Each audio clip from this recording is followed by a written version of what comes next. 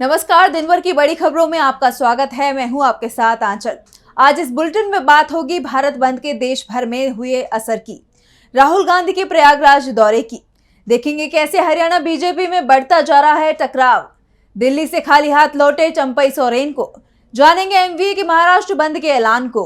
और बुलेटिन के आखिर में देखेंगे जाने माने कार्टूनिस्ट इरफान की किस खबर पर पड़ी तिरछी नजर। लेकिन दिन भर की तमाम बड़ी खबरों से पहले एक नजर आज की सुर्खियों पर। पूजा खेड़कर की गिरफ्तारी पर 29 अगस्त तक रोक, एससी बोला था। निचली अदालत आरोपों में उलझी, यूपीएससी दिल्ली पुलिस से मांगा था जवाब।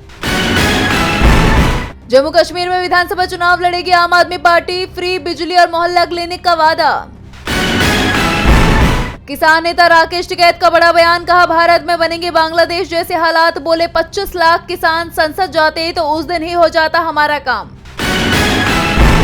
हरे निशान पर बंद हुआ बाजार, 102 अंकों की बढ़त के साथ 80,905 पर बंद हुआ सेंसेक्स, तो वहीं 71 अंकों की तेजी के साथ 24,770 के साथ बंद हुआ निफ्टी। ये तो थी सुर्खियां। अब बात आज की सबसे बड़ी खबर की। SC/ST आरक्षण का मुद्दा तूल पकड़ता जा रहा है। सुप्रीम कोर्ट के इस फैसले को लेकर लोगों में आक्रोश देखने को मिल रहा है। कोर्ट के फैसले के खिलाफ विरोध दर्ज कराने के लिए देश भर के दलित और आदिवासी संगठनों ने भारत बंद का आह्वान किया, जिससे जनजीवन अस्त व्यस्त हो गया। सुप्रीम कोर्ट की तरफ से SC/ST आरक्षण में क्रीमी लेयर और उपवर्गीकरण करने के फैसले के खिलाफ अनुसूचित जाति जनजाति प्रकोष्ठ मोर्चा ने 21 अगस्त यानी कि आज भारत बंद बुलाया था, जिसका असर पूरे देश में देखने को मिला और ज्यादातर राज्यों में तो एक भी दुकान नहीं खुली और ये आंदोलन पूरी तरह सफल नजर आया। बिहार की राजधानी पटना में पुलिस को लाठीचार्ज करनी पड़ी। वहीं प्रदर्शनकारियों ने आरा, दरभंगा और मधुबनी में ट्रेन को रोककर प्रदर्शन किया। देशव्यापी बंद के आह्वान का मध्य प्रदेश में आंशिक असर दिखाई दिया और स्थिति पूरी तरह शांत रही। वहीं राजस्थान के अलवर में यह आंदोलन पूरी तरह सफल रहा। शहर में सभी बाजार बंद रहे। वहीं राजस्थान के कोटा में विश्वविद्यालयों में परीक्षाएं टाल दी गईं। SC/ST के लोगों ने राजनीतिक दलों को उनके आंदोलन से दूर रहने के लिए कहा था। हालांकि राजनीतिक दलों ने इस आंदोलन का खुलकर समर्थन किया। वहीं सपा प्रमुख अखिलेश यादव ने ट्वीट कर कहा कि जन आंदोलनों से बेलगाम सरकार पर लगाम लगती है। शांतिपूर्ण आंदोलन एक लोकतांत्रिक अधिकार है। इसके अलावा झारखंड में बंद का मिलाजुला असर रहा। वहीं पश्चिमी सिंहभूम में भी मिलाजुला असर देखने को मिला। कोल्हान प्रमंडल में भीमसेना के भारत बंद का असर दिखा। उड़ीसा के बोलानगीर, सुवर्णपुर, जाजपुर और आंगुल में दुकानें, शॉपिंग मॉल और कई ट्रेडर्स एसोसिएशन ने दलित और आदिवासी संगठनों को समर्थन दिया। हालांकि सरकारी दफ्तर और बैंकों का काम सामान्य रूप से जारी रहा। स्टाफ में कमी और सुरक्षा व्यवस्था में इजाफा होने के कारण कुछ सेवाएं प्रभावित रहीं। इसके अलावा आपातकालीन सेवाएं जैसे मेडिकल सेवाएं, एम्बुलेंस, पेयजल, पब्लिक ट्रांसपोर्ट, रेल सेवाएं और विद्युत सेवाएं चलती रहीं। यानी बीजेपी शासित राज्यों में भी बंद का असर देखने को मिला, जिसे देखकर कहा जा सकता है कि बीजेपी शासित राज्यों की जनता भी बीजेपी से खासा नाराज है। आरक्षण बचाने की बात हो या फिर संविधान बचाने की, विपक्ष की चिंता कहीं ना कहीं मोदी सरकार के फैसलों के चलते दिख रही है। क्योंकि आरक्षण और संविधान को लेकर बीजेपी के नेताओं के जो बयान आते रहते हैं, उसके बाद विपक्ष को संविधान बचाने की लड़ाई में उतरना पड़ा है। और अब 24 अगस्त को राहुल गांधी इलाहाबाद पहुंच रहे हैं। लड़ाई संविधान बचाने की ही है। संविधान बचाने की मुहिम में राहुल गांधी लगातार फ्रंट फुट पर खेलते हुए नजर आ रहे हैं। राहुल ने ही लोकसभा चुनाव में संविधान को एक अहम मुद्दा बनाकर उभारा, जिसके चलते बीजेपी को मुंह की खानी पड़ी। अब इसी मुहिम को जारी रखते हुए राहुल गांधी 24 अगस्त को इलाहाबाद जा रहे हैं। यहाँ राहुल संविधान सम्मान सम्मेलन में शिरकत करेंगे।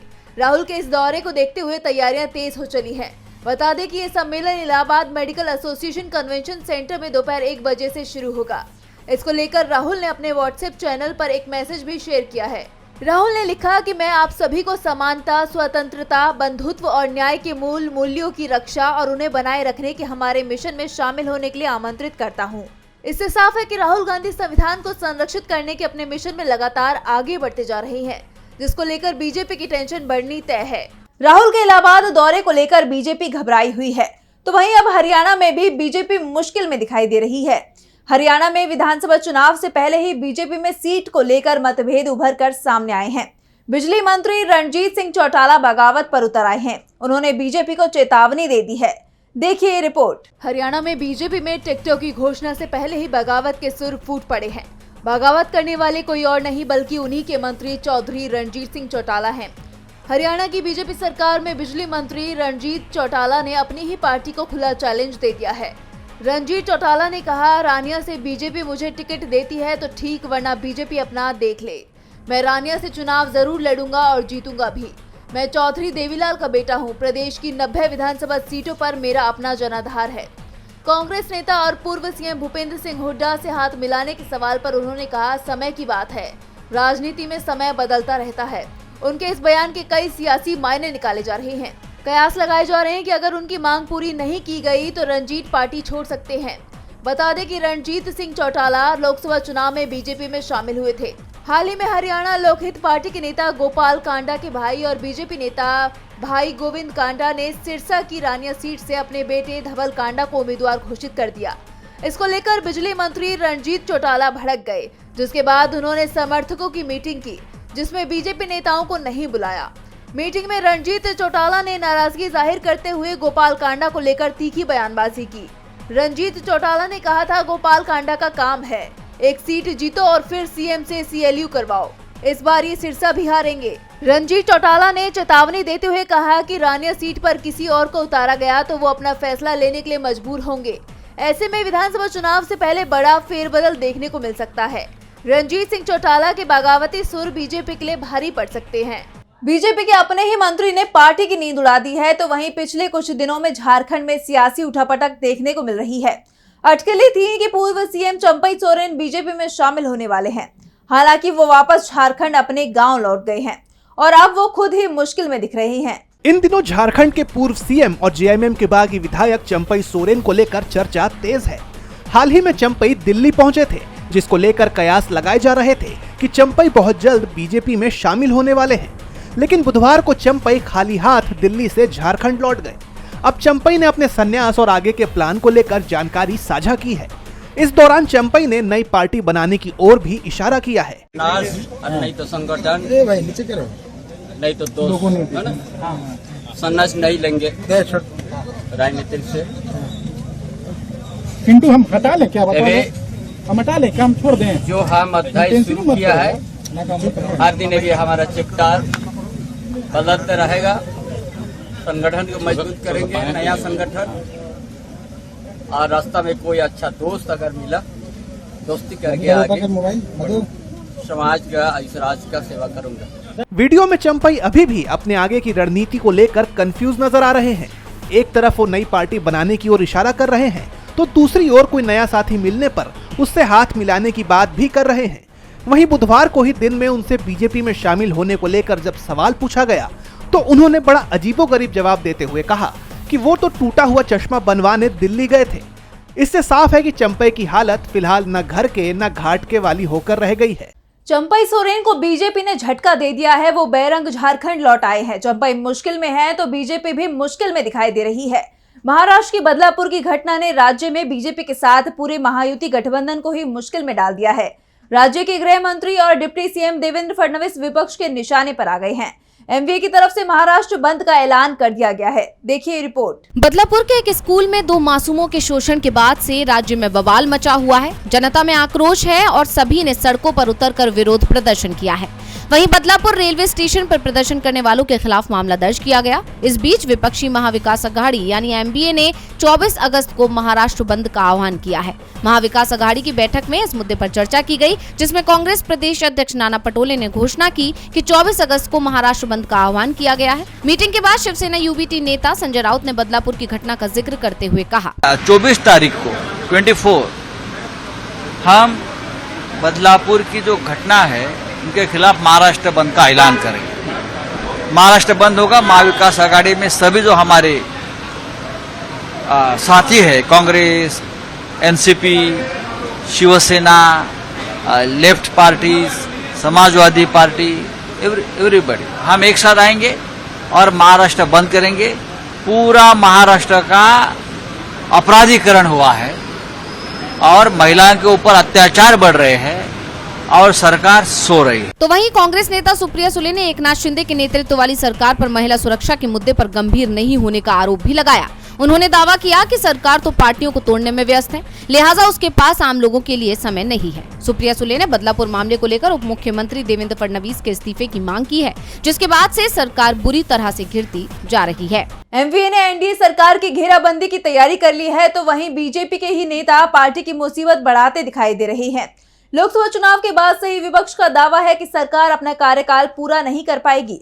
इस बीच बीजेपी के ही एक सीनियर नेता ने मोदी सरकार की विदाई को लेकर बड़ा दावा कर दिया है। केंद्र में पीएम मोदी ने भले ही सहयोगियों के सहारे तीसरी बार सरकार बना ली हो, लेकिन इस बार मोदी सरकार कमजोर स्थिति में दिख रही है, जिसको लेकर विपक्ष लगातार ये दावा कर रहा है कि मोदी सरकार इस बार अपना कार्यकाल भी पूरा नहीं कर पाएगी। लेकिन अब विपक्ष के दावे को बीजेपी के दिग्गज नेता का ही साथ मिल गया है। बीजेपी के सीनियर नेता सुब्रमण्यम स्वामी ने दावा किया है कि पीएम मोदी बहुत जल्द अपनी कुर्सी खो देंगे। स्वामी ने एक्स पर एक पोस्ट में लिखा, अगर मोदी आरएसएस प्रचारक के संस्कार के मुताबिक 17 सितंबर को अपने 75वें जन्मदिन के बाद मार्गदर्शक मंडल से रिटायर होने का ऐलान नहीं करते हैं, तो वो दूसरे तरीके से अपनी पीएम कुर्सी खो देंगे। स्वामी के इस पोस्ट से बीजेपी खेमे में खलबली मच गई है। इससे साफ है कि जनता और विपक्ष के साथ साथ बीजेपी में भी पीएम मोदी के लिए भरोसा कम होता जा रहा है, जिसके चलते अब बीजेपी के ही नेता पीएम की कुर्सी को लेकर ऐसे दावे करने लगे हैं। बीजेपी नेता के दावे ने पीएम मोदी की चिंता बढ़ा दी है, तो दूसरी तरफ आरक्षण को लेकर सुप्रीम कोर्ट ने ऐसा फैसला सुना दिया है जिससे बीजेपी एक बार फिर बैकफुट पर आ गई है। तो आखिर क्या है पूरा मामला, देखिए इस रिपोर्ट में। सुप्रीम कोर्ट ने मोदी सरकार को झटका देते हुए बड़ा फैसला सुनाया है। दरअसल सुप्रीम कोर्ट ने मध्य प्रदेश हाई कोर्ट के उस फैसले को रद्द कर दिया जिसमें आरक्षण का लाभ ले रहे मेधावी छात्रों को सामान्य श्रेणी की सीट पर दाखिला नहीं देने का फरमान सुनाया गया था। सुप्रीम कोर्ट ने अपने फैसले में कहा कि अन्य पिछड़ा वर्ग यानी ओबीसी, अनुसूचित जाति यानी एससी और अनुसूचित जनजाति यानी एसटी वर्ग के मेधावी छात्र यदि अपनी योग्यता के आधार पर सामान्य कोटि की सीटों पर दाखिला पाने के हकदार हैं, तो उनको आरक्षण वाली सीटों पर दाखिला नहीं मिलना चाहिए। आपको बता दें कि ये मामला मध्य प्रदेश में एमबीबीएस सीटों पर नामांकन से संबंधित है, जहां कुल सीटों का 5% सरकारी स्कूल के छात्रों के लिए आरक्षित था। मध्य प्रदेश शिक्षा प्रवेश नियम 2018 के नियम 2G के अनुसार कई सीटें खाली रह गईं। सीटों के GSUR श्रेणी से अपने श्रेणी में स्थानांतरित कर दिया गया। तो वहीं इसके खिलाफ याचिका में प्रार्थना की गई कि आरक्षित श्रेणी के मेधावी छात्रों जिन्होंने सरकारी स्कूलों में पढ़ाई की है, उन्हें अनारक्षित श्रेणी के सरकारी स्कूल कोटे के तहत एमबीबीएस में दाखिला दिया जाना चाहिए। याचिकाकर्ताओं ने सरकारी स्कूलों से उत्तीर्ण मेधावी छात्रों को सामान्य सीट पर एमबीबीएस में दाखिला नहीं दिए जाने के खिलाफ हाईकोर्ट का दरवाजा खटखटाया था। यहां उनकी याचिका खारिज कर दी गई है। हालांकि सुप्रीम कोर्ट ने उनके पक्ष में फैसला सुनाया है। और बुलेटिन के आखिर में देखेंगे जाने माने कार्टूनिस्ट इरफान की किस खबर पर पड़ी तिरछी नजर।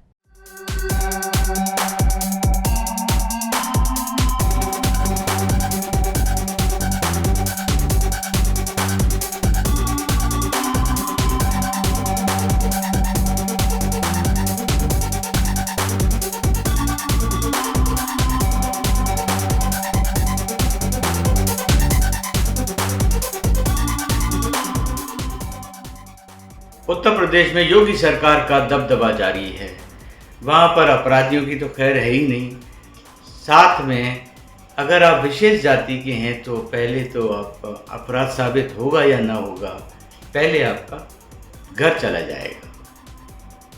अब बारी आई है वहाँ के अफसरों की, जिन्हें अपनी चल अचल संपत्ति का ब्यौरा 31 अगस्त तक सरकार के सामने पेश करना होगा, वरना उनकी तनख्वाह रोक ली जाएगी। अब देखना यह है कि सरकार को आए दिन बचने के दांव पे सिखाने वाले ये अफसर अपने आप को किस तरह से बचाएंगे।